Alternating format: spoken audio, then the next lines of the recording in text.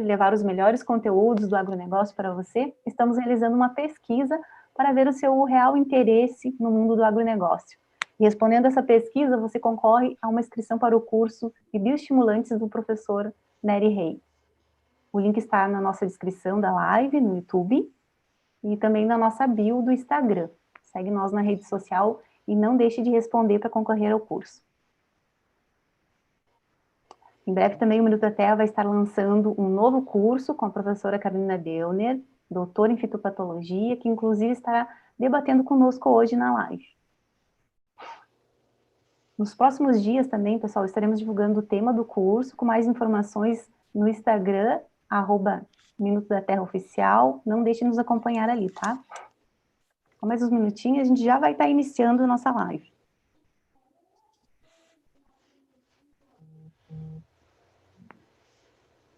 Estamos com 106 pessoas, que a gente pode começar. Vamos iniciar, então, a nossa live de hoje. Pessoal, muito boa noite a todos. Eu sou Fabiana Lima, diretora do Minuto da Terra, um canal de informação que vem aí há mais de 15 anos trazendo conteúdos de qualidade e credibilidade sobre o agronegócio.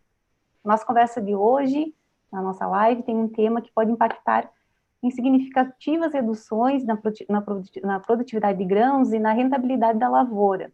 Hoje nós vamos falar sobre controle químico de doenças em trigo e soja, juntamente com dois grandes especialistas na área de fitopatologia, a professora doutora Carolina Deuner, engenheira agrônoma, doutora em fitopatologia, professora e pesquisadora da UPF, e o professor Forcellini, engenheiro agrônomo, doutor em fitopatologia e ex-professor da UPF, e atualmente pesquisador independente. É uma grande honra, um grande prazer recebê-los vocês aqui hoje, professor, professora, sejam bem-vindos. Boa noite, Fabiana, boa noite a todos os amigos que estão conectados conosco nessa noite. O privilégio é nosso poder participar com vocês e tentar compartilhar um pouquinho das informações que a gente gera anualmente nas nossas pesquisas. Muito obrigada pelo convite, um grande abraço a todos que estão nos assistindo, a gente se sente bastante honrado, e eu estou muito honrada de estar aqui com o meu ex-colega da UPF, mas eterno colega, Carlos Forcellini, é um grande prazer, e vamos tratar de alguns assuntos de interesse de todos. O trigo, pelo momento, né, e a soja, pelo planejamento que a gente tem que ter em breve do plantio. Uma honra recebê-los vocês dois, estava com saudade de encontrar vocês aí nos eventos mundo afora, né, Brasil afora, aliás. Eu estava comentando antes que esse momento nos permitiu aí a gente se desafiar e, de certa forma, ficar um pouco mais próximos, assim, tanto da tecnologia, eu acho que grandes mudanças, né, tudo que estava para acontecer em 5 anos está acontecendo agora, né, e isso é, de uma certa forma, muito gratificante. Então, pessoal, para a gente iniciar a nossa discussão, vamos começar falando, então, do trigo, como a gente comentou antes, a principal cultura aqui do inverno também, não só do sul, mas que está subindo aí também para grandes períodos, para grandes regiões do Brasil, e já iniciou seu período do plantio aqui na região. A incidência das doenças vem sendo um fator limitador para a expressão do potencial produtivo dessa cultura. Carolina e Forcellini, vocês podem nos comentar um pouco sobre quais os principais problemas, quais as doenças mais recorrentes na cultura do trigo que vêm sendo enfrentados hoje pelo produtor? Professora Carolina, fique à vontade para iniciar. Vamos lá. Hoje nós temos várias doenças que ocorrem na cultura do trigo.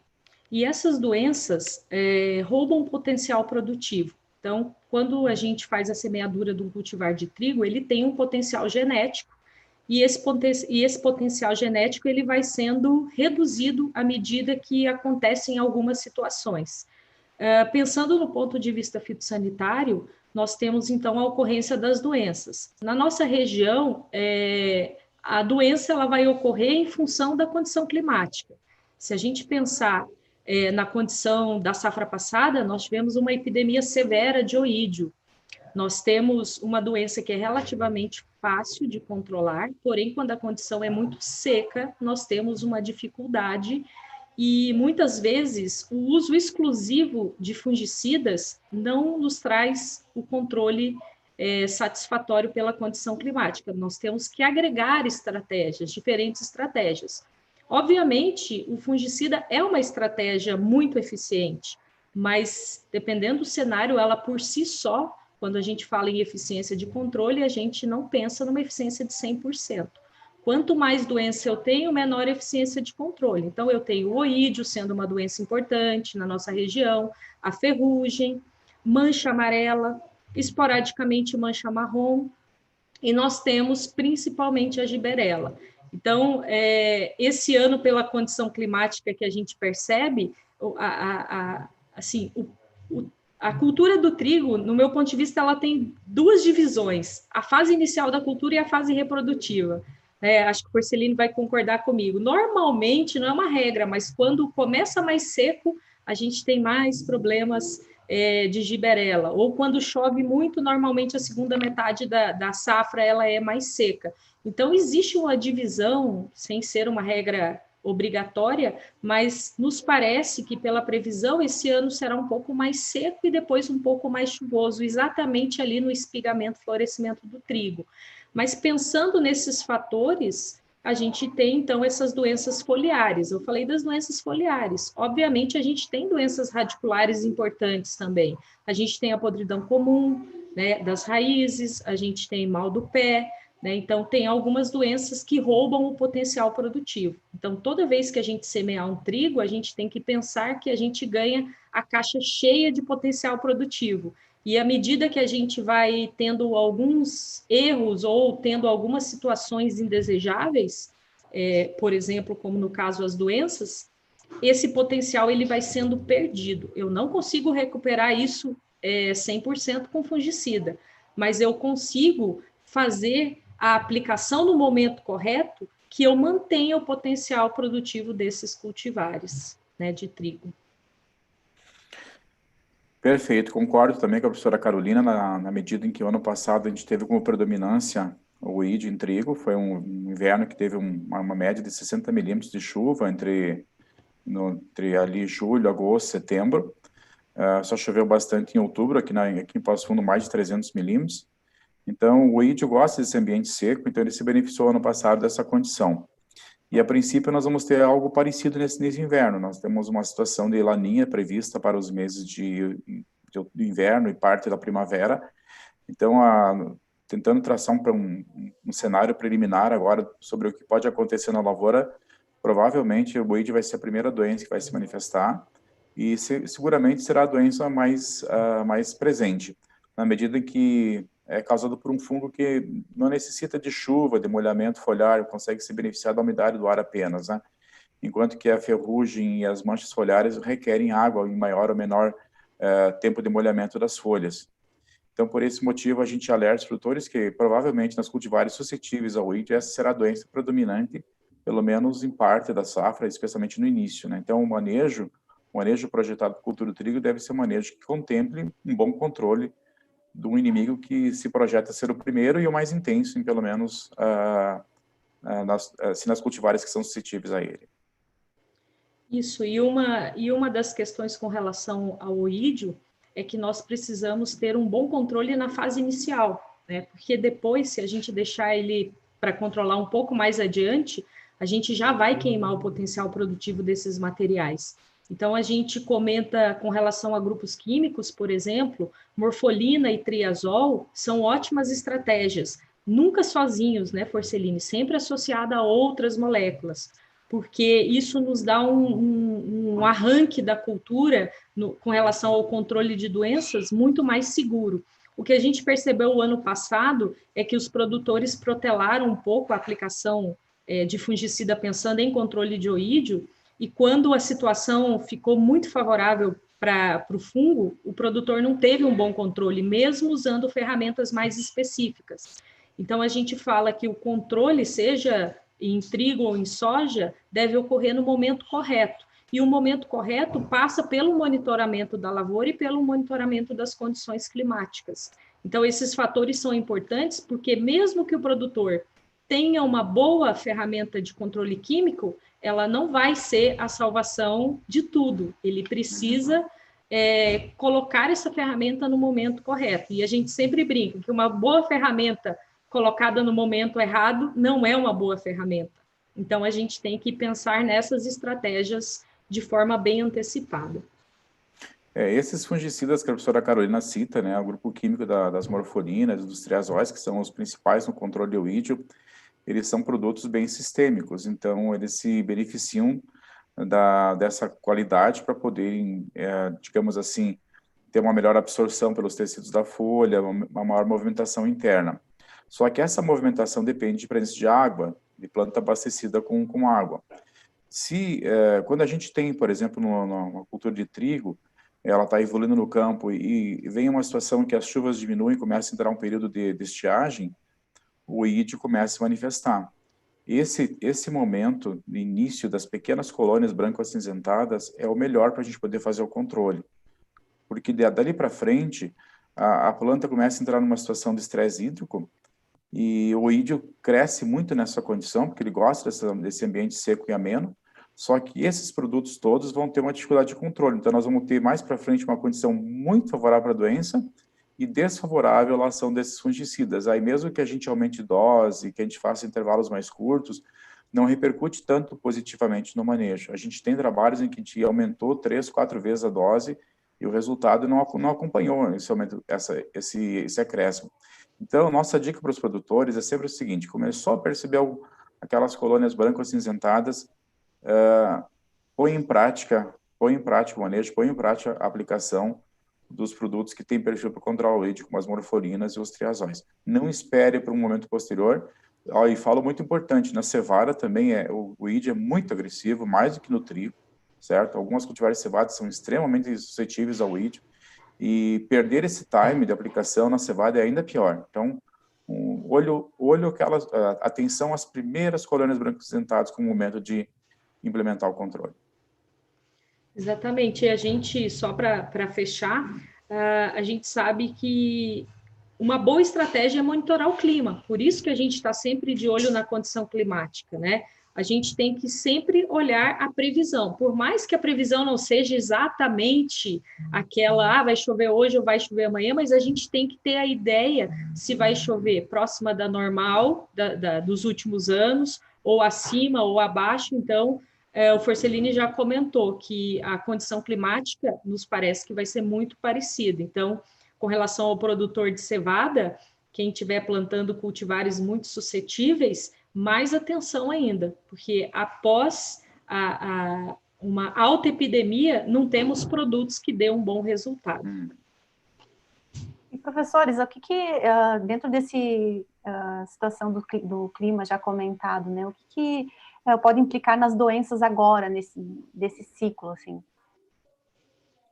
Neste momento que a gente está agora, está chovendo bastante agora, esses últimos dias, né, depois de um período longo sem chuvas, nós temos pouco trigo implantado na nossa região aqui, temos um pouco mais de cevada, né? Então, essa condição agora de chuva para um trigo que está implantado, por uma cevada já implantada, pode permitir também a ocorrência de manchas, especialmente se for uma área que está estabelecida onde já havia cultura no ano anterior. Então, agora a gente pode até observar um pouco de manchas nessas áreas, né? Talvez mais para frente, com temperaturas mais altas, talvez a ferrugem apareça também. Então, nesse exato momento, eu diria assim, o clima está mais para manchas foliares, né? Talvez ferrugem, mas ferrugem demora um pouco mais para aparecer. A mancha aparece antes porque ela já está na lavoura, nas culturais das safras anteriores, né? Então, nesse caso, ela é a primeira que aparece, beneficiada pela sua já localização estratégica na lavoura. Por isso que é importante fazer a rotação de culturas, né? Fazer o rodízio das áreas. E outro ponto importante é que ela se beneficia desse molhamento que nós temos agora, que é bastante intenso, né? Tem dias nós temos chuva e mesmo quando nós não temos chuva, nós temos bastante orvalho na lavoura. Então, para as lavouras já implantadas, um olho muito especial, uma atenção muito especial às manchas. E na sequência, se a gente realmente entrar nessa situação de laninha, que se projeta para a cultura de inverno, então aí talvez inverta um pouquinho, a mancha diminui o ritmo, porque o molhamento foliar vai diminuindo, mas o oídio incrementa a sua participação no processo. Isso, nós agora está próximo da fase de implantação do trigo. A gente percebe que os produtores já ficam um pouco mais preocupados em relação ao estabelecimento da cultura. É muito comum a gente pegar anos de bastante chuva no início, depois ficar mais seco, né? E aí a gente ter a predominância de todas as doenças na lavoura. E a implantação é uma fase crítica, por isso o tratamento de semente ele é muito importante nessa fase, porque a gente não pode perder o potencial produtivo perdendo o número de plantas por hectare, o número de sementes por hectare. Aí entra a importância de um bom tratamento de semente, porque hoje, se a gente for fazendo uma análise fitopatológica, todas as sementes têm a presença de fungos, né? Ou de Drechellera, que é da mancha amarela, ou Fusarium, que é bem comum, né? O que causa a podridão comum das raízes, né? E em anos de giberela, a gente colhe com bastante Fusarium na semente, e nós temos que minimizar isso via tratamento de semente. Por exemplo, a podridão comum das raízes, eu posso diminuir o inóculo inicial só via tratamento de sementes. E a condição que predomina para essa doença é exatamente essa que nós estamos agora, né, Forcelini? Que é bastante umidade na implantação. Então, um bom tratamento de semente é fundamental para tentar diminuir essa taxa de progresso, né, e depois essa taxa de transmissão para a parte aérea, e a gente ter um bom estabelecimento da cultura. A gente sabe que por mais que o trigo perfile, a gente tem que dar condição de estabelecimento de população. Então, é importante fazer um bom tratamento de semente e depois aí pensar nas aplicações de parte aérea. E aí a condição climática é muito importante para o estabelecimento e para o manejo, né? Entender depois qual manejo que a gente vai adotar, né? Depois do estabelecimento. Eu ia fazer essa pergunta para vocês, desculpa, professor, você pode complementar. Eu ia fazer a pergunta sobre quais as medidas, né, de manejo e controle que podem ser adotadas pelo produtor para ter essa redução das perdas ocasionadas assim, por essas doenças, que é uma coisa que o professor já estava comentando. Certo. Sim, é um ponto muito importante para quem não semeou ainda, né, tem lavouras que ainda estão por serem implantadas, se possível fazer a rotação de culturas, o rodízio das áreas, né, escolher uma cultivar que tenha qualidade de grão, qualidade de farinha, que também tenha um pouco menos de suscetibilidade às principais doenças. O tratamento de semente, o uso de boas sementes bem tratadas é fundamental. E aproveitando que a professora Carolina falou, né, o trigo tem 3 componentes principais da produtividade, né, que é a população de plantas na lavoura, o tamanho da espiga e o peso do grão. Por exemplo, a população de plantas é definida no plantio, na semeadura, né, nos momentos iniciais, pela qualidade da semente, do tratamento, daqueles cuidados com a plantabilidade, né. O tamanho da espiga ele é definido ao final do perfilhamento, quando a planta vai elongar, então é um componente muito importante. E se a gente for analisar, então, 2 dos 3 componentes do rendimento do trigo são definidos no início, na largada da cultura, certo? Então, por isso que a gente não pode protelar muito as medidas de controle, se nós estamos numa situação favorável, ou para manchas, ou para o ID nesse primeiro momento. E mais para frente, como o terceiro componente é o peso do grão, então esse depende de nós mantermos a área foliar da planta. 3 a 4 folhas por espiga, essa é a regra, né? Isso permite que ela, se a 3 ou 4 folhas sadias, permite que ela possa ter um enchimento maior dos grãos e um potencial maior de produtividade e também de qualidade. Com relação vou fazer apenas um alerta, né? A gente comentou ali que para o ID, por exemplo, que é a doença que pode predominar, se utiliza mais as morfolinas e os triazóis. Tanto a morfolina, falando da morfolina, ela é mais específica do ID, ela não tem ação sobre manchas e muito pouca ação sobre ferrugem. Os triazóis têm uma ação um pouquinho melhor sobre a mancha, mas nem todos. E sobre a ferrugem, eles agem apenas parcialmente, à medida que o fungo já ficou resistente em parte a eles. Então, quando a gente diz o seguinte, os melhores produtos para o ID são tais e tais, mas pense nas outras doenças, elas podem vir na sequência. Então, a gente sempre sugere que se entre com uma aplicação mais completa, contendo a morfolina ou triazol para o ID, mas contendo também uma espirulina para ferrugem, e que o triazol que vai usar para o ID também seja o triazol bom para mancha, para ter um controle um pouco mais completo das doenças que podem evoluir na sequência. Isso, e outra coisa que a gente tem que alertar o produtor também é que existem doses diferentes para os alvos. Por exemplo, de maneira geral, a gente tem doses normais para oídio e para ferrugem. Quando a gente começa a falar de manchas e principalmente giberela, a gente já trabalha com doses um pouco maiores. Se a gente olhar aumentando dose ou trabalhando com reforços, então a gente tem algumas questões principalmente ligadas à giberela. Então, quando a gente fala em giberela, que é uma doença de espiga, o controle químico nunca vai ter um controle efetivo, só o controle químico. A gente tem que partir para outras estratégias. A gente tem alguns alunos que já trabalharam em parcerias com outras instituições, inclusive do exterior, pensando principalmente em controle de giberela, e o melhoramento genético busca materiais com melhores níveis de resistência, porque a gente sabe que mesmo que a gente trabalhe com fungicida, fazendo a aplicação sequencial, que é no início do florescimento e de 5 a 7 dias depois, a gente ainda assim tem muita dificuldade de controlar a giberela. E a gente também sabe que o grande problema da giberela não é produtividade, não é só afetar a produtividade. A giberela afeta muito a qualidade, e muitos já devem ter ouvido falar das micotoxinas, talvez a DON seja, a desoxivalenol seja a mais importante, a mais conhecida, e principalmente por isso. Então, tudo que a gente falou de associações de estratégias, elas passam por controle químico, controle genético e controle cultural. Controle químico, uso de fungicidas. Controle genético, cultivares com algum nível de resistência. E controle cultural passa pela rotação de cultura.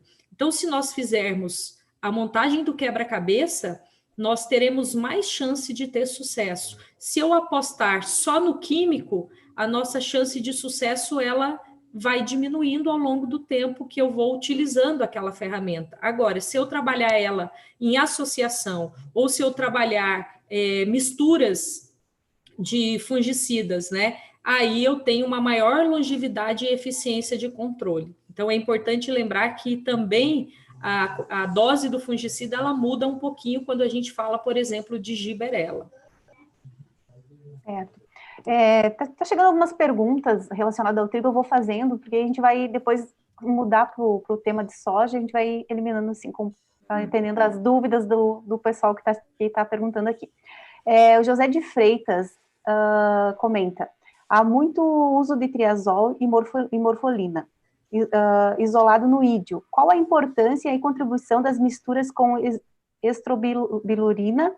Agrega em residencial e em outras doenças como a ferrugem? Exato.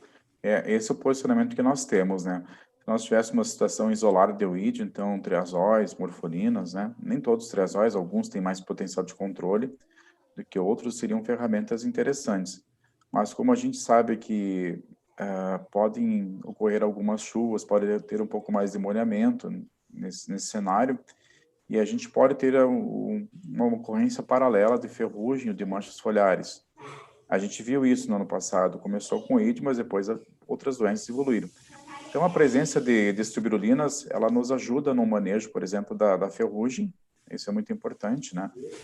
E é o grupo químico, digamos, hoje mais efetivo para controlar a ferrugem em trigo, cevada também, nós não temos aqui no sul ferrugem da cevada, muito, muito raramente, mas o Paraná já tem, então também é uma possibilidade daí para ter um manejo mais assertivo sobre a ferrugem também. Isso, quando a gente pensa em estratégia de controle químico, a gente não pode pensar no único alvo, o Forcelin tinha colocado muito bem, porque a nossa condição aqui no sul fica seco, aí chove um pouco, aí, por exemplo, ferrugem que precisa só de horas de molhamento foliar, o orvalho é suficiente, aparece, aí num dado momento eu tenho mancha, ferrugem e oídio. Então, se eu trabalhar com ferramentas isoladas, eu não terei um bom controle da doença. Certo. O Edgar Iscariote está perguntando em relação à cultura de aveia branca. O cuidado segue o mesmo princípio? Em geral, sim. Obrigado pela pergunta, Edgar. É muito interessante falar de aveia, a gente não comentou isso, né? A doença mais frequente na aveia, aí depende da variedade, mas a ferrugem é a mais agressiva. E então nós temos na aveia mais ferrugem e menos oídio. O ídio não é tão presente, ele ocorre, mas não é tão agressivo como no trigo e na cevada. Mas a ferrugem é bem presente em algumas variedades de aveia. E também tem a helmintosporiose, que é uma mancha foliar de difícil controle. Então, eu diria o seguinte, a preocupação com a aveia existe mais no sentido da ferrugem e das manchas. Então, produtos aí que tenham uma performance menor sobre manchas e ferrugem, misturas de triazol com espirulina, por exemplo, é importante ter uma mistura equilibrada. Alguns produtos comerciais têm bastante espirulina e pouco triazol. Então, eles controlam bem a ferrugem, mas deixam a mancha meio de lado. Nesses produtos, se o produtor vai trabalhar com eles, a gente teria que fazer uma complementação no tanque com triazol. Já outras ferramentas, em termos de fungicidas, têm uma formulação mais equilibrada, com proporções semelhantes tanto de um como de outro, ou até mais triazol do que espirulina. Então, nessas ferramentas, elas vão se dar muito bem na cultura da aveia, porque controlam tanto mancha quanto ferrugem. Certo. O Kleber Teixeira da Rosa está perguntando também. Início do trigo, épocas chuvosas, é possível bacteriose ou mais adiante da cultura? Bacteriose, essa Deixar pergunta Carolina, é recorrente, né?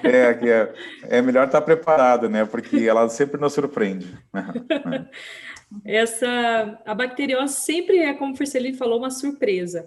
A gente tem a ocorrência quando é muito quente ou muito frio, mas sempre associada a molhamento foliar. A gente tem levantamentos de vários anos lá no laboratório de fitopatologia, né, que a gente faz essa diagnose, e eu me lembro assim que teve um ano que sempre a gente analisa o momento antes do recebimento das amostras.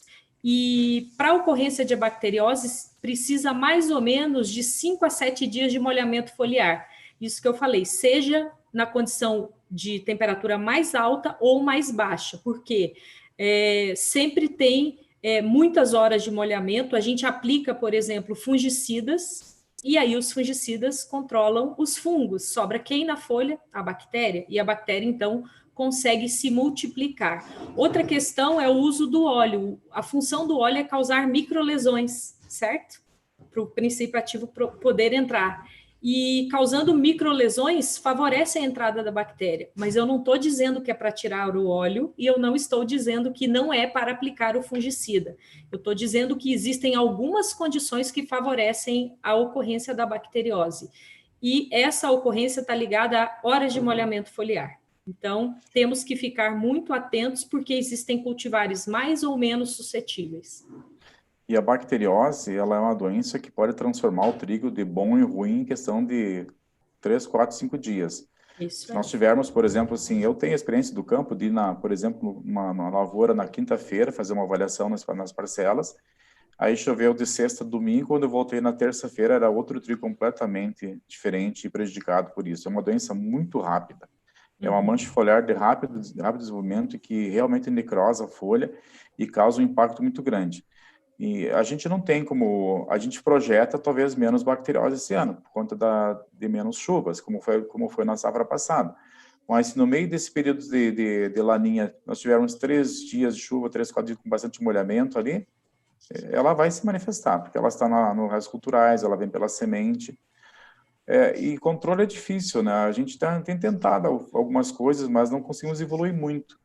A luz, o que a gente tem de um pouquinho de informação sobre ela é tentar aplicar na véspera de um provável período de mais chuva, de mais molhamento, talvez algum produto à base de cobre ali para tentar fazer alguma proteção no momento que essa bactéria vir para fora e ser disseminada pelo respingo de água, né? Tentar fazer alguma ação ali.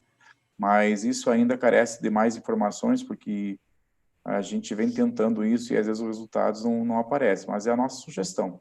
Poderíamos tentar fazer alguma coisa.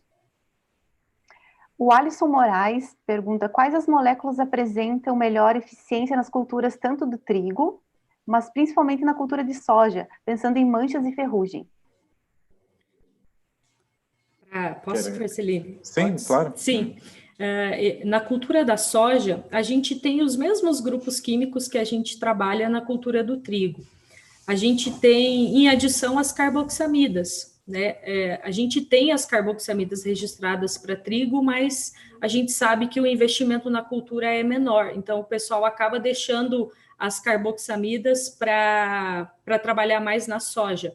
Mas a gente tem os mesmos grupos químicos, a gente usa morfolina em trigo e em soja, né? No trigo a gente usa ele mais como alvo oídio e na soja ferrugem.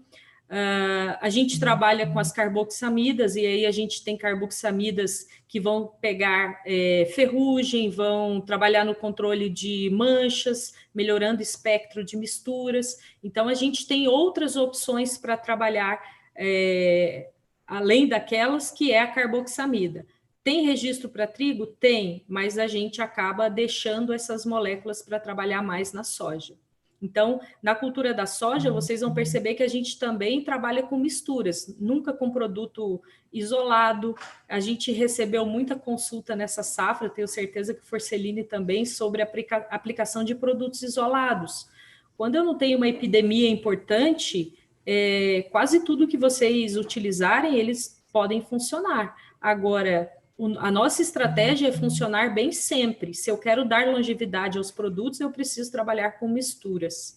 Mas, falando do grupo químico, seria aí a carboxamida de diferente, né? E, claro, os multissítios, a gente posiciona... Os multissítios, eles não são tão efetivos no trigo, né, Forcelini? A gente tem vários trabalhos tentando posicionar, mas eles não dão aquela diferença de controle quando a gente trabalha com os multissítios no trigo.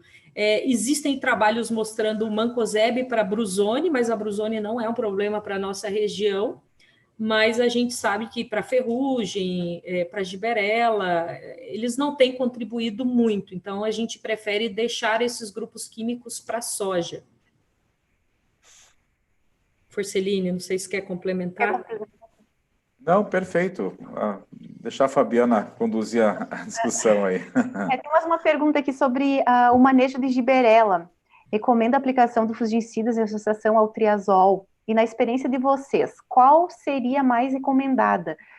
Estrobilurina, carboxamida, benzimidazol ou multissídio? Desculpe se eu não pronuncio muito bem os termos químicos aí. Bom, para a giberela, a gente tem, digamos assim, mais efetividade, ainda assim parcial, porque não é um controle assim maior do que 60%, talvez algo nesse sentido, por parte dos triazóis. E ainda assim, não todos os triazóis. A gente tem, por exemplo, que o proticonazol é uma ferramenta que tem uma ação sobre giberela, o tebuconazol também. Temos alguma coisa assim por parte do meticonazol, embora esse seja um produto menos presente digamos assim, menos disponível no mercado, mas são algumas ferramentas que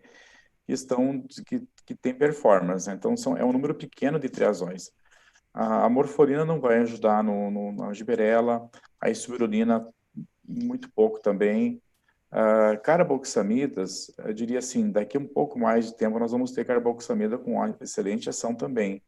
Elas associadas algumas delas associadas ao triazol também têm potencial para isso. A gente inclusive fez ano passado um trabalho, mas elas não estão disponíveis no mercado ainda.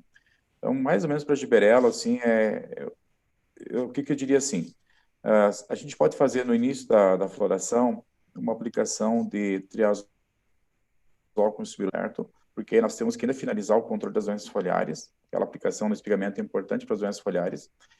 E, dependendo do produto que está sendo usado, a gente complementa ou não com um triazol para a giberela. O ano passado, a gente fez um experimento em que nós aplicamos assim vários produtos no início da floração e fizemos uma segunda aplicação 7 dias depois, com várias ferramentas, né? E na condição do ano passado, a gente observou o seguinte: o resultado foi muito parecido. Quando nós turbinamos aquela aplicação nessa floração, com mais reforços, às vezes até com 2 reforços, benzimidazol e triazol, quando comparado com quando a gente fez uma sequencial 7 dias depois, a gente teve pouca variação. Em alguns casos teve, outros não. Mas, claro, tudo depende de quanto chove na época de floração. Se chover mais, talvez, normalmente quando chove mais, o sequenciamento, fazer 2 aplicações com intervalo de 5, 7 dias, oferece um resultado melhor. Mas, assim, as ferramentas de reforço para a giberela, número 1, triazol, citamos 3 ferramentas que tem, desses 3, quais podem ser usados, e algum benzimidazol também tem ajudado um pouco nessa questão. Certo. O Felipe Gonçalves da Silva pergunta, a ocorrência do brusone na espiga do trigo ocorre em quais fatores ambientais? Deixar a professora Carolina. Felipe, nós não temos uma condição muito favorável para a brusone aqui, onde nós estamos na região norte. A brusone gosta de condição um pouco mais quente, então, por exemplo, o Paraná ou regiões do Cerrado, onde tem maior ocorrência, ou regiões mais quentes, Missões, São Luís, regiões que são bem mais quentes que a nossa região. Mas se você observar na região do Paraná ou no Cerrado, a brusone é uma doença extremamente importante. Todas as doenças de espiga são, e a brusone, ela também tem muita... a gente tem muita dificuldade de achar resistência genética, então todas as empresas procuram materiais com melhores resistência genética para brusone, para giberela, mas é difícil, mas nós não temos a condição porque precisa de temperatura mais alta do que a da giberela. Então, é por isso que nós aqui temos muito mais giberela do que brusone, porque a giberela gosta de uma temperatura um pouco mais baixa, e a gente está falando dessa temperatura mais baixa ali no florescimento, né, na primavera, que é o momento da infecção da giberela na antese ali do trigo. Basicamente, a gente diz o seguinte, é chuva quente no espigamento, favorável à brusone. Isso aí. A gente está recebendo inúmeras perguntas, a gente vai respondendo conforme a medida do possível aqui, tá? A gente vai dando andamento, vamos abrir um pouquinho com relação ao tema da soja também, que é um assunto que, enfim, é um cenário de doença e condições climáticas, né? Manejo mais voltado a essa cultura de soja também, né? Então, a soja hoje é uma cultura de grande importância aqui para o Sul, na verdade, para o Brasil inteiro, para o mundo como um todo, né? Entretanto, são diversas enfermidades que acontecem e dificultam a obtenção de elevados níveis de produtividade na soja, inclusive tem se intensificado nos últimos anos. Vocês podem comentar um pouco para nós, Carolina e professor Forcellini, ao que se deve esse aumento, né, dessas doenças, enfim, e quais são as doenças mais comuns que costumam afetar, interferir no sucesso da lavoura da soja? Perfeito. Ótima questão. As principais doenças foliares da soja aqui para nós no sul, elas são a ferrugem, a número 1. Nós temos também o oídio em algumas safras, como foi essa última, por conta do tempo seco. E nós temos também as manchas foliares. Quando a gente vai para regiões mais altas, tem também o mofo branco, uma doença extremamente importante. E se a gente migra de região, vai especialmente para regiões mais quentes, como norte do Paraná, Mato Grosso do Sul, Mato Grosso, aí também a mancha-alvo começa a despontar como uma doença muito importante, né?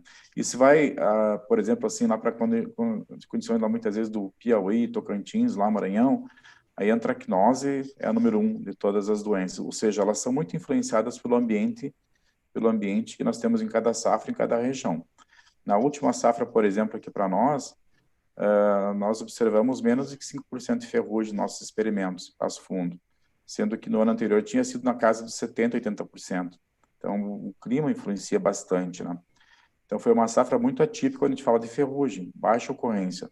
Por outro lado, a falta da ferrugem, de certo modo, libera espaço na folha para serem ocupados por outros patógenos. Então, quem se beneficiou muito por essa liberdade de infecção foi o oídio. Então, nós tivemos cultivares com níveis de 40%, 50%, até 70% de oídio, conforme o material e a época de semeadura. Ou seja, sempre há doença por controlar. Claro que quando tem ferrugem, os danos são muito maiores, então as diferenças entre uma lavoura bem protegida sobre uma não protegida, elas são muito grandes, né? Nesse verão que passou, as diferenças foram menores porque a ferrugem não esteve presente, ou muito pouco.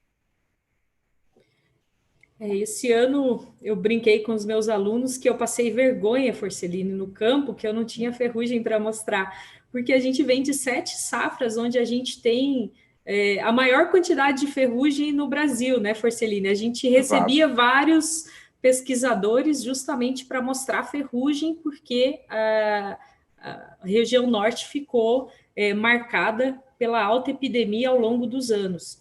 E aí, às vezes, a gente acaba esquecendo do controle de outras doenças. Esse ano foi um bom ano para a gente testar produtos para o ídio, né? A gente tem algumas estratégias de estudo pensando em Cercospora kikuchi, que é uma doença, o crestamento de Cercospora ou mancha púrpura, que é uma doença que vem crescendo muito no Centro-Oeste, e a gente sabe que tudo que acontece lá, questão de algum tempo, né, acontece aqui para nós. Então, a gente percebe ao longo dos anos um aumento das manchas foliares, né, um pouco de antracnose, mancha-alva a gente ainda não tem importância aqui no sul, mas septoriose e crestamento de cercóspora como sendo doenças importantes.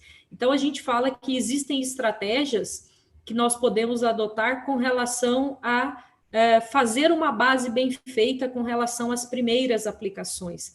Todos já devem ter ouvido falar em aplicação zero, aplicação do pré-fechamento, né? A gente não posiciona produtos isolados, sempre misturas. A gente comenta em trabalhar com fungicidas mais de amplo espectro, e aí a gente parte para as misturas, né? Inclusive com carboxamidas, alternando produtos novos e produtos antigos. Então, por exemplo, a gente começa a nossa estratégia, eu poderia escolher qualquer uma, mas, por exemplo, começo com a estratégia de produtos de carboxamida e fecho com produtos à base de triazol e estubirulina, nunca isolado, trabalhando com reforços. Aí o multissítio entra como uma ferramenta importante dentro desse aumento de controle quando eu penso em doenças em soja. Então, é um pacote que a gente vem construindo ao longo dos anos, que não tem uma receita pronta, né? Existe o quê? O monitoramento, a observação de época de semeadura,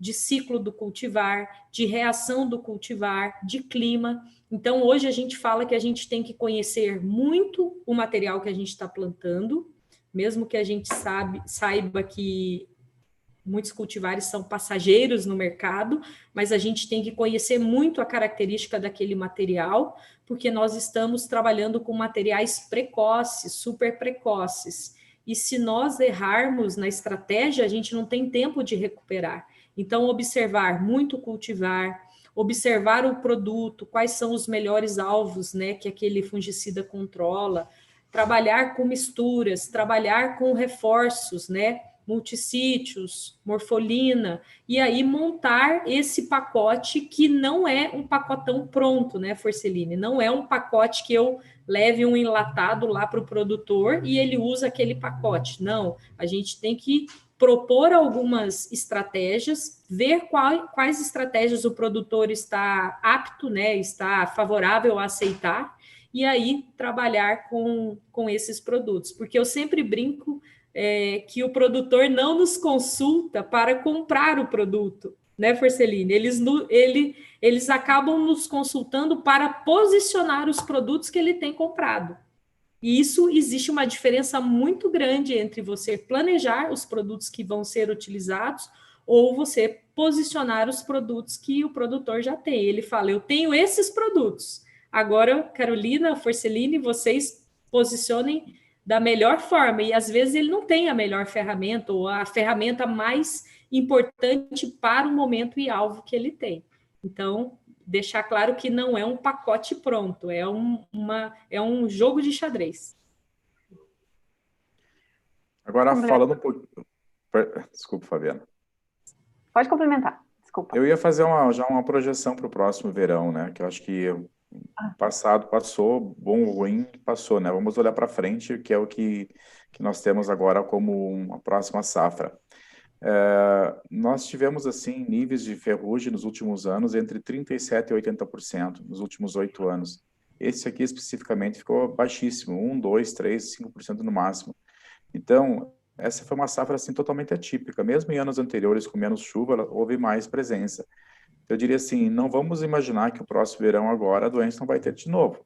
Tudo indica que ela vai ser num nível, no mínimo, maior, porque foi, digamos, ela chegou no fundo do poço nesse verão que passou. E então, assim, vamos projetar um cenário, vamos projetar um manejo assim que contemple essa doença, não vamos esquecer dela. A gente vê alguns comentários, exemplo, mas a ferrugem não é mais o problema. Quem disse que é? A gente não fez nada de tão bom assim em termos de manejo para impedir que ela viesse se manifestar. Na minha opinião, foi uma questão climática. Aqui no Rio Grande, especificamente, muita falta de água. 360 milímetros a menos em Passo Fundo, comparado com o verão passado, né? 40% a menos em relação à nossa normal histórica, que já é de menos chuva. Quando a gente olha para o resto do Brasil, a ferrugem também não foi tão importante, mas por quê? Na minha opinião, também foi seco. Começou a chover metade de outubro. Todos os plantios foram atrasados porque demorou para chover. Então, não houve condição para a ferrugem se multiplicar no primeiro momento. E vocês lembram que o nosso inverno e primavera ano passado foi horrível. Havia muitos queimados em todo o país, ou seja, desde a Amazônia até o centro-oeste e parte do sul, não tinha umidade. Então, não perenizou nem a soja, nem a ferrugem que depende dela. Esse ano, a gente está vendo uma situação diversa. A gente não tá se verificando tanto essa questão de queimada. A Amazônia está fazendo seu processo de produzir umidade e distribuir para o centro-oeste e sul. Então, nós vamos provavelmente ter uma situação mais próxima do normal. E sendo assim, nós acreditamos que a ferrugem não vai ser nos níveis baixos que foi no passado, que praticamente ela não esteve presente na maior parte das lavouras do Brasil. Então, vamos fazer um planejamento considerando essa doença como uma presença mais certa, ou provavelmente mais certa no próximo verão. Você tem alguma coisa para complementar sobre a questão climática, no desenvolvimento assim, das doenças no soja? Isso. A gente sempre tem um desafio grande quando a gente vem de um ano anterior com uma pequena quantidade de doença. Porque talvez na cabeça do produtor ele esteja mais tranquilo com relação ao controle de doenças. Isso que o Forcellini falou é bem interessante, porque a gente sempre comenta, faça as estratégias de manejo no começo bem feita e decida depois no final. Porque se a gente começar com um controle menos eficiente, depois, se a condição climática for favorável para a ocorrência das doenças, a gente não consegue ter um bom controle. Então, a gente sempre tem que estar focado em todas as doenças, e a gente tem que ter em mente que no sul nós temos essa condição de chove uma semana, fica seco outra semana, então eu acabo tendo a ocorrência das doenças todas juntas. Então, é importante a gente lembrar que a ferrugem não foi muito importante na safra passada, o Forcellini já explicou o motivo, mas a gente tem que estar em alerta. Agora, o nosso grande desafio esse ano vai ser não deixar o produtor só lembrar da última safra que foi mais tranquila. Então, os produtores, os técnicos que estão nessa live puderem pensar nisso. A gente tem vários alunos aqui da UPF que são filhos de produtores também, não protelem, não atrasem a primeira aplicação, porque ela é decisiva. E depois a gente decide lá se a gente vai tirar a última aplicação, mas nunca deixar de fazer a primeira. Tá chegando umas perguntas aqui falando nisso, olha só. Do Loan, me perdoe se eu falar o sobrenome errado, tá? Loan Esteuglitch, acho que é isso. Doutores, já tens trabalhado com o incremento de silício em aplicações de áreas visando maior resistência fúngica de soja e o milho? Porque, na verdade, ele está perguntando se já tem aplicações de silício, se já tem registro, né, visando maior resistência do fúngica da soja e do milho. As experiências, de maneira geral, melhor sucedidas com o uso do silício, até onde eu sei, são mais na cultura do arroz, onde tem repercutido mais positivamente. O aumento da dureza dos tecidos pelo silício dificulta um pouco a presença da brusônia, de manchas foliares no arroz. Quando a gente tentou fazer trabalhos semelhantes em soja, nós não tivemos muito sucesso. A gente trabalhou já pelo menos uns 3 anos, não contínuos, mas em momentos diferentes, com algumas formulações de silício, em que variava o grau de moagem do produto. Então, a gente fez uma tentativa, e o que a gente observou, assim, não houve uma consistência de resultado, algo que fosse, assim, significativo para a gente poder recomendar. Então, à luz do que eu tenho de informação, eu não tenho trabalhado com ele. Mas, claro, a gente respeita que em outras culturas, outros cenários, é possível que sim. Então, aí é possível que outros colegas tenham um posicionamento diferente, né? Nós ainda não conseguimos captar um benefício significativo para, digamos, fazer parte de uma recomendação. Certo. O Tiago Zanata. Boa noite, Tiago. Obrigada, pessoal, pelas perguntas que vocês estão enviando. Excelentes informações. Os fungicidas multissítios são ferramentas indispensáveis no manejo de ferrugem da soja. Devem ser utilizados em todas as aplicações ou somente as principais? Oi, Tiago, tudo bem? Na verdade, o ideal seria em todas as aplicações, mas isso depende da vontade do produtor. E muitas vezes o produtor ele questiona se eu tenho só 2 aplicações, ou eu tenho 3 aplicações, ou eu tenho uma aplicação. A gente tem vários trabalhos onde a gente tem incrementos de até 18 sacos quando a gente trabalha com 4 aplicações, 3 aplicações, dependendo da mistura que a gente faz. Então, isso depende do ano. Então, por exemplo, num ano de alta pressão de ferrugem, por exemplo, a gente teve esses incrementos de até 18 sacos quando a gente trabalhou com 4 aplicações. À medida que a gente foi tirando as aplicações, a gente teve um menor controle da doença. Então, o ideal seria em todas, mas isso parte muito, Tiago, do que o produtor tem planejado para a estratégia dele. O que a gente fala, assim, de maneira geral, o produtor vai fazer 2 ou 3 aplicações. Isso é o que a gente percebe aqui para a nossa região. E o sul do país é a região onde mais se usa multissítio. De todos os locais do Brasil. Nós temos uma média de 2,5 aplicações, né, de multissítio, comparada com outras regiões que têm de 0,7, 0,5, nenhuma aplicação de média da região. Eu concordo com a professora Carolina nessa recomendação. Nesse último ano a gente teve uma resposta menor, porque tínhamos menos doenças, especialmente ferrugem, mas a resposta, sim, na maior parte dos trabalhos, ela não foi zero.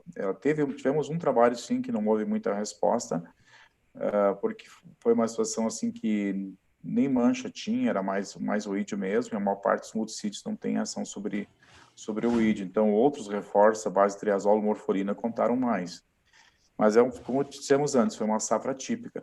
Se a gente pensar num conjunto de doenças em que tenha, por exemplo, manchas foliares, né, e tem também a presença da ferrugem, que são 2 tipos de doença que os patógenos já têm resistência, pelo menos parcial, a muitos grupos químicos. Então, o uso de multissítios é muito interessante. Então, se a gente for pensar assim, o manejo que a gente pratica no Sul é geralmente o pré-fechamento mais 3, né?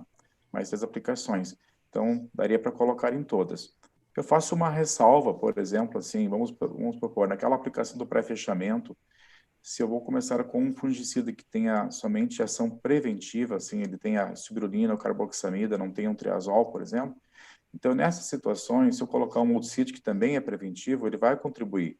Mas talvez seja até mais interessante colocar um triazol para ter pelo menos uma ferramenta curativa no tratamento, se essa for a primeira aplicação no ciclo da soja. Porque quando a gente faz o tratamento, já existem infecções incubadas ou por fungos de causa manchas foliares, ou por oídio, ou por ferrugem. E aí ter um parceiro curativo é interessante. Agora, se o produto principal que está sendo usado já tem uma ferramenta curativa na sua formulação, aí não há, aí o multissítio é o parceiro que vai se encaixar bem ali. E só para complementar, uma outra questão é que cada multissítio tem um alvo que ele tem um controle melhor. Para ferrugem, tanto mancozeb, clorotalonil, eles têm um controle muito semelhante, né? O produtos à base de cobre um degrauzinho abaixo. Mas pensando em pontos fortes de cada produto, a gente tem como ponto forte do clorotalonil controle de oídio, do mancozeb manchas, né? E de produtos à base de cobre e bacterioses. Então, essa é para responder uma pergunta que talvez muitos já tenham pensado: que produto eu coloco primeiro? Depende do alvo. Então, em função dessas características que eu falei de cada produto, vocês podem posicionar: vai ser clorotalonil, vai ser mancozeb, ou vai ser cobre, em função do ponto forte de cada um desses produtos. Certo. O Eduardo Lorenzi de Souza faz uma pergunta para o professor Forcellini. Professor Forcellini, sei que o assunto é controle químico, mas como você enxerga o controle biológico, sendo talvez utilizado mesclado ao controle químico? É possível em situação de plantas bem nutridas? Ou ainda estaríamos longe de utilizar permanentemente também o controle biológico associado ao químico? Um assunto bem interessante. Ótimo. O controle químico ele é bem estabelecido, porque nós estamos lidando com uma ferramenta que vem da química, é uma ciência exata, né? Então, é mais ou menos como aquilo, você já espera um resultado daquilo que você está colocando na lavoura. Ele pode ser maior ou menor, dependendo do cenário de doenças. Quando a gente trabalha com controle biológico, está usando uma ferramenta justamente biológica que pode ter uma interação muito diferente com a planta e com os patógenos. Nas grandes culturas, nós não conseguimos evoluir muito ainda no uso de biológicos, mas há todo um estudo, e eu vejo assim, principalmente nas grandes empresas também, elas comprando, se associando com outras empresas menores que trabalham com essas tecnologias alternativas. Aí eu falo de biológicos, de produtos para a indução de resistência, produtos para, digamos assim, trabalhar um pouco mais a performance da planta para se defender melhor. Então, eu diria assim, o nível atual ainda não nos dá subsídio suficiente para fazer uma recomendação concreta, mas a gente não quer dizer que a gente não acredita na possibilidade. Talvez a gente tenha que explorar um pouco mais e chegar a ferramentas que em culturas, por exemplo, de HF, pelo um número mais amplo de aplicações, então essas ferramentas repercutem mais. Quando a gente fala de uma grande cultura que a gente faz 3, 4 aplicações, às vezes até menos do que isso, então o número de vezes que a gente vai inserir o biológico ali talvez seja suficiente para promover um resultado bom. O Carlos Macri, acho que é Magri, alguns dados próprios mostram que as genéticas de soja estão muito suscetíveis à macropomia. Desculpa, macropomia. Macrofomina. Macrofomia, desculpa. Em 25 cultivares que testei, a percentagem de plantas infectadas foi acima de 80% em todas os cultivares. O que podemos fazer? Não sei se ficou claro a colocação. Sim, a gente tem trabalhado com macrofomina em parceria com a doutora Leila lá na Embrapa. A gente tem buscado materiais que têm níveis de resistência maiores, incorporação de genes com resistência, mas de fato, Carlos, é muito difícil, porque é um fungo que está presente no solo naturalmente, a macrofomina está presente no solo na forma de escleródios, que é uma estrutura de sobrevivência, e quando a planta entra em estresse, esse fungo ele consegue colonizar o sistema radicular. E quando a gente fala em estresse, é qualquer estresse de 7 dias, 10 dias de falta de chuva, a gente já tem um estresse para a planta. Principalmente se eu tiver solos mais compactados, onde o sistema radicular ele está mais superficial, né? Então a gente tem problema com macrofomina. A gente percebe que tem diferenças entre os materiais, mas elas são pequenas. Então a diferença que a gente vê no campo é muito mais por escape do que, de fato, pela resistência desses materiais. Então, é quase certo dizer que se tiver um ano mais seco, em períodos muito alternados de alguma chuva e mais estresse hídrico, nós teremos macrofomina. Se você arrancasse qualquer planta da safra de soja aí, da última safra, te garanto que 99% delas tinha presença de macrofomina. Então, ele é um fungo extremamente comum em situações de estresse. As empresas buscam materiais com sistema radicular mais robusto, né, mais resistentes, mas ainda não se encontrou nenhum material. O que você pode fazer na prática? Ter melhoria de características físicas do solo. Quanto menos a planta sentir o estresse, menos problema. Isso também vale para alguém, eu vi ali que alguém já tinha perguntado, o Thalisson, com relação a doenças foliares, né? Porque, doenças da fase inicial da cultura, como fitóftora. Toda vez que eu tiver um solo muito encharcado, com condição de acúmulo de água, eu vou ter problema, mais chuva, eu vou ter problema com fitóftora, menos chuva, eu vou ter problema com macrofomina, mas aí é um pacote, chega lá no fim do ciclo, eu tenho fitóftora, eu tenho fusário, eu tenho fomopsis, e eu tenho macrofomina. Então, a gente chama do complexo de podridões. E foi o que aconteceu na última safra. No início, nós tivemos um início um pouquinho chuvoso. A gente teve infecção por fitóftora, mas não foi tão importante quanto a safra 18-19. E depois a gente viu plantas morrendo lá no final, né? Aquele escurecimento da haste, e quando você arrancava aquela planta, eu tinha macrofomina, eu tinha famopsis, eu tinha fitóftora e eu tinha fusário. Então, é um desafio grande. Não sei se o professor quer complementar, professor. Não, tranquilo. Vamos ver se tem mais perguntas. Vamos para... Mais perguntas. Lidones Sequim. Boa noite, pessoal. Ano passado tivemos muitos problemas em mortes no início do desenvolvimento da soja, no início do estabelecimento da cultura. Quais seriam as recomendações?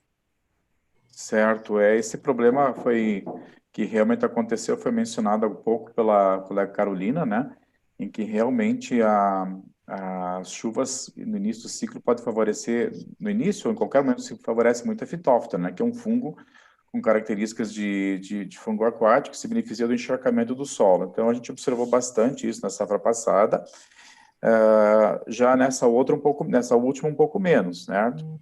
Então, o que a gente sugere de maneira geral para o pessoal numa situação como essa? Se é época de semear a soja, está chovendo muito, o sol está encharcando, principalmente chuvas pesadas, segure a semeadura. É melhor esperar, porque a gente semeia, chove pesado em cima, esse fungo gera dormência e ataca a planta jovem que está se desenvolvendo ali, causa podridão. Então, a melhor estratégia é esperar passar essa condição para evitar que haja replantes. No ano retrasado, na safra 18/19, houve situações de 3 replantes em cima da mesma área, ou seja, um dispêndio de semente, de trabalho, de tempo enorme, e a lavoura fica meio, digamos assim, numa situação ruim, né, mesmo assim. Nessa última safra, outubro choveu bastante, 337 milímetros aqui em Passo Fundo, por exemplo, mas a gente já viu menos problemas que no outro ano. Então, entendemos que parte dos produtores aprenderam que não adianta insistir se a condição não está favorável. Melhor esperar, plantar com um pouco de atraso, mas pelo menos ter uma lavoura bem estabelecida. Certo. O Felipe Witzel Mazano. Boa noite. Em caso de fusarino, como realizar o melhor manejo do controle? É fusarium, isso? Fusário. Gente, eu estou tendo uma aula de vocabulário aqui.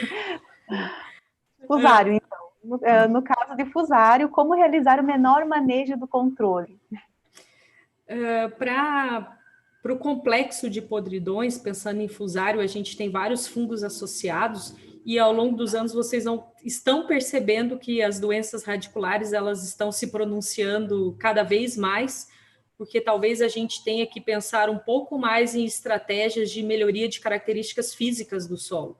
O fusário, ele é um fungo natural do solo também. A gente tem várias espécies envolvidas, a Solane talvez seja a mais conhecida, mas a gente tem várias outras que formam o complexo de podridão ou morte súbita.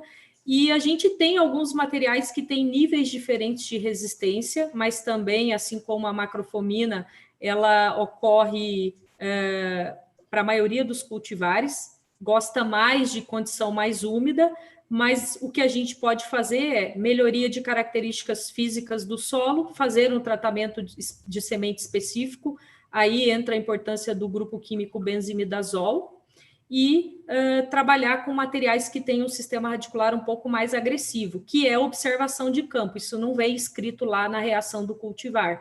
Vocês vão perceber que tem materiais que mostram menos o sintoma de folha carijó ou menos a doença em si, e aí a gente tem que partir para a observação e trabalhar com esses cultivares. Mas melhoria de característica física é o mais importante. Certo. Pessoal, a gente está recebendo inúmeras perguntas. Eu acho que, infelizmente, a gente não vai conseguir responder todas, mas a gente vai estar salvando essas perguntas e vai estar destinando aos nossos especialistas e aí vai estar respondendo para vocês, tá? Porque a gente já está há 1h e quase 10 minutos aí de um bate-papo muito bacana, muito enriquecedor. Então, a gente está chegando quase ao fim da nossa live, né? E depois de toda essa discussão que a gente tem feito, tem abordado aqui na nossa live, fica bem visível o quanto é importante, tanto para o produtor quanto para os agrônomos, né, o conhecimento adequado sobre as caracterizações de diferentes doenças, sobre as melhores formas de manejo dessas doenças nas culturas, né, Isso que faz uma grande diferença aí na nossa produtividade. E pensando nisso, o Minuto da Terra, juntamente com a Carolina Deuner, a gente desenvolveu um arquivo com fotos das principais doenças para facilitar a identificação. E esse arquivo está disponível, tá, pessoal, de forma gratuita aí para vocês fazerem um download. É só vocês acessarem o link que está embaixo na descrição da live aqui no YouTube ou na bio do Instagram. Se cadastrar lá e o arquivo será enviado diretamente por e-mail de vocês. Então, é um arquivo que a gente pensou para facilitar um pouquinho aí o conhecimento também. Então, pessoal, a gente está chegando ao fim da nossa live, né? Agradecemos a participação, a rica contribuição aí da professora Carolina Deuner, do professor Forcellini. Foi com imensa gratidão que eu recebi vocês aqui. Quero dizer que estou com saudades de vê-los pessoalmente. Agradeço também, pessoal, a todos vocês que estão nos acompanhando no canal, né? E também peço para que vocês curtam o nosso canal, se inscrevam, acompanhem as novidades do Mito da Terra. Em breve a gente vai estar lançando um novo curso, tá? Um curso com a professora Carolina Deuner. Então, acompanhem nosso canal para vocês ficarem sabendo do tema desse curso, né? E, mais uma vez, quero agradecer vocês, professora, se quiserem deixar mais uma mensagem, professor. Muito bem. Eu agradeço imensamente, Fabiana, pelo convite, e toda a equipe do Minuto da Terra, aos amigos que estão conectados conosco, que atenderam ao convite, né? E tem sido muito interessante a gente poder se comunicar, mesmo nesse período bem difícil, né? Mas o mais importante é que a gente segue em contato, que a gente segue compartilhando informação e continue contando conosco. Nós estamos à disposição de vocês.